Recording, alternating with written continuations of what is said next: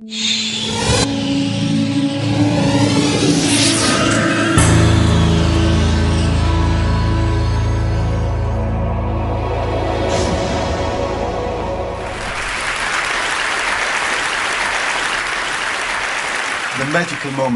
magical moment of conducting, which is you go onto a stage, there's an orchestra sitting, they're all, warming up and doing stuff, and I go on the podium, this little office of a conductor, or rather a cubicle, an open space cubicle with a lot of space, and in front of all that noise, you do a very small gesture, something like this, not very pomp, not very sophisticated, this, and suddenly out of the chaos, order.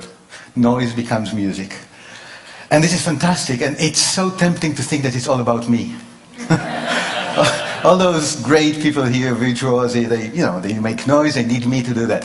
Not really. If it were that, I would just, save you the talk and teach you the gesture.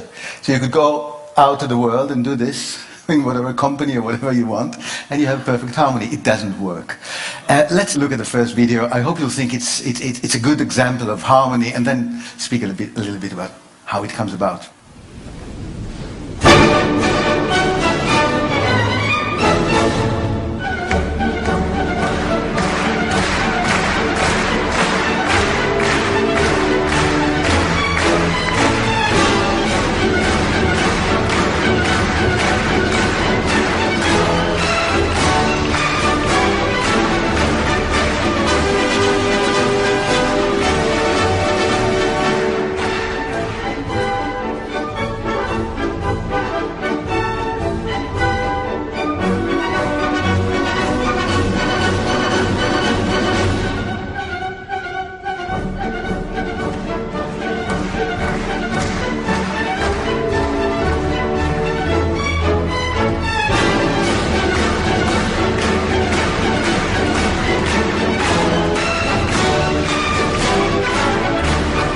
Was that nice? So if that was a sort of a success, now who should we thank for the success? I mean, obviously the orchestra musicians playing beautifully, the Vienna Philharmonic Orchestra. They don't often even look at the conductor. And then you have the clapping audience, actually taking part in doing the music. Viennese audiences usually don't interfere the music. This is the closest to an oriental belly dancing feast that you ever get in Vienna. Unlike, for example, in Israel, where audiences cough all the time. Arthur Rubinstein, the pianist, used to say that anywhere in the world, people that have the flu, they go to a doctor. In Tel Aviv, they come to my concerts. So that's a sort of a tradition. But Viennese audiences do not do that. But here they go out of the regular, just to be part of that, to become part of the orchestra, and that's great. Audiences like you, make the event. But what about the conductor? What can you say the conductor was doing, actually? He was happy. And I often show this, to senior management. People get annoyed. You come to work, how come you're so happy? Something must be wrong there, But he's spreading happiness. And I think the happiness, the important thing is this happiness does not come from only his own story and his joy of the music. The joy is about enabling other people's stories to be heard at the same time. You have the story of the orchestra as a professional body. You have the story of the audience as a community. You have the stories of the individuals in the orchestra and in the audience. And then you have other stories, unseen. People who built this wonderful concert hall. People who made those, Stradivarius, Amati, all those beautiful instruments. And all those stories are being heard at the same time. This is the true experience of a live concert. That's a reason to go out of home.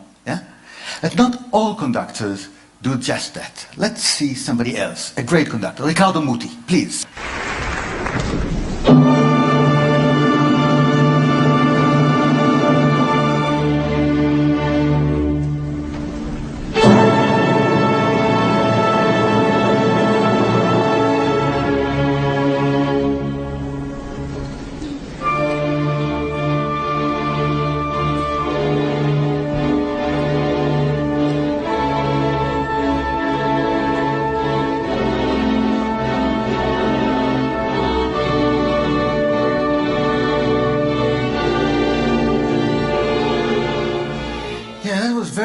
but you could see it's a completely different figure, right?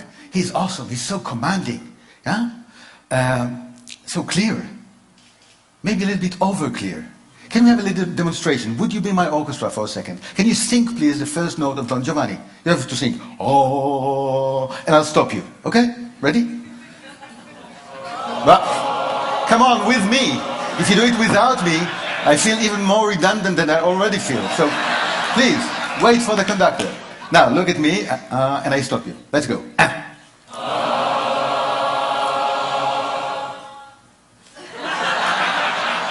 So we'll have a little chat later, but there's a vacancy for a...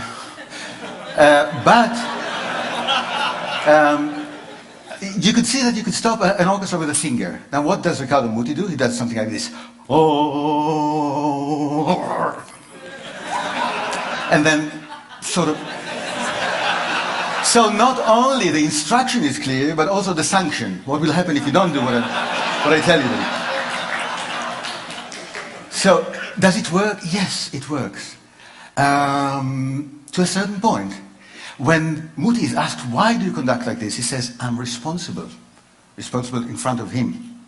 Now, he doesn't really mean him, he means Mozart, which is like the third seat from the center. So, he said, if I'm responsible for Mozart, this is going to be the only story to be told. It's Mozart as I, Riccardo Muti, understand it. And you know what happened to Muti? 3 years ago he got a letter signed by all 700 employees of La Scala, musical employees, I mean the musicians, saying, you're a great conductor, we don't want to work with you, please resign.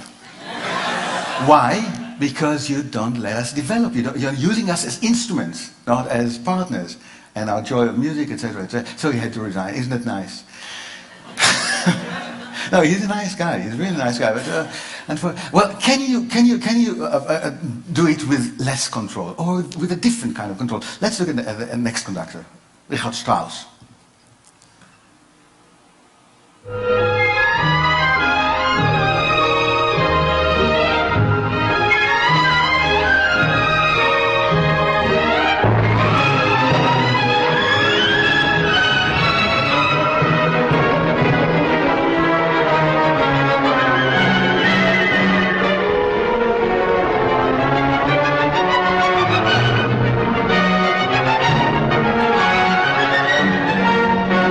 I'm afraid you'll get the feeling that I really, picked up on him because he's old, and it's not true. When he was a young man, of about 30, he wrote what he called the 10 Commandments for conductors. First one was, if you sweat by the end of the concert, it means that you must have done something wrong. That's the first one. The fourth one you like better. It says, never look at the trombones. It only encourages them. So, the whole idea is really to let it happen by itself. Do not interfere. But how does it happen? Did you see him turning pages in the score?